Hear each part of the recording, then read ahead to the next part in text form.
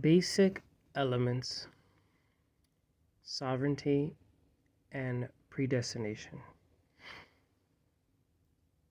A basic foundation of this new religious system that would revolutionize much of Protestantism was an extremist view of God's sovereignty which denied the human will and considered the church to be God's kingdom on earth, both views inspired by Augustine's writings.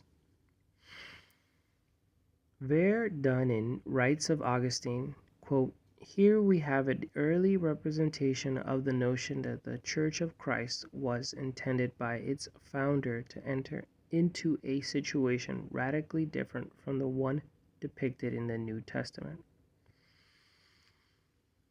This idea set forth by Augustine led to all sorts of theological absurdities. End of quote.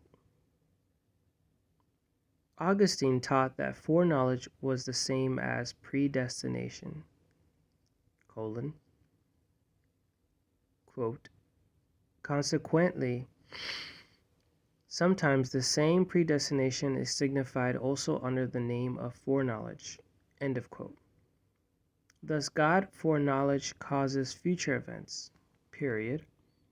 Interestingly, R.C. Sproul writes that virtually nothing in John Calvin's view of predestination was not first in Martin Luther and before Luther in Augustine. End of quote. Calvin's view is so extreme that it makes God the author of every event and thus even of all sin.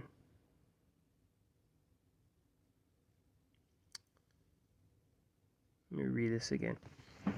Calvin's view is so extreme that it makes God the author of every event and thus even of all sin. Now, God, arranges all things, If God merely foresaw human events, and did not also arrange and dispose of them at his pleasure, there might be room for agitating the question, how far this foreknowledge amounts to necessity, but since, he has decreed that they are so to happen, it is clear that all events take place by his sovereign appointment, period. So I'm going to read it again, but without all the emphasis on how the sentence is written.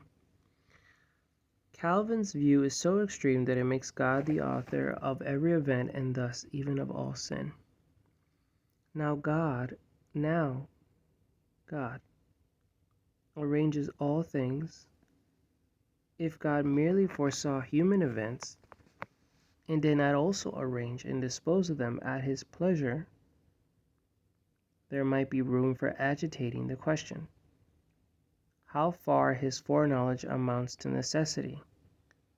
But since he has decreed that they are so to happen, it is clear that all events take place by his sovereign appointment.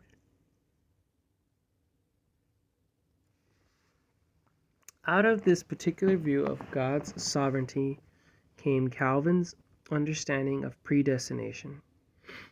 According to him, following the teaching of Augustine, in eternity past, God had decided to save only a fraction of the human race and decreed that the rest would be consigned to eternal torment. On what basis then did he predestine so many to hell? Simply because to do so was the good pleasure of his will. Or, quote, the good pleasure of his will, end of quote.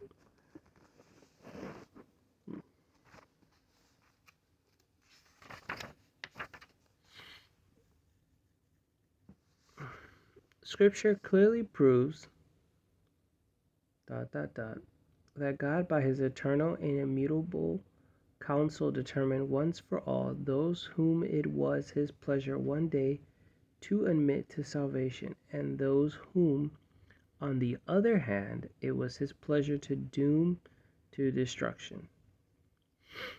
Next one.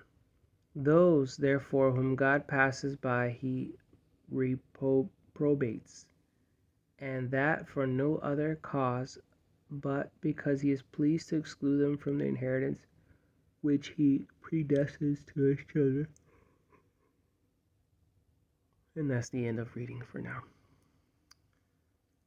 Time to sleep.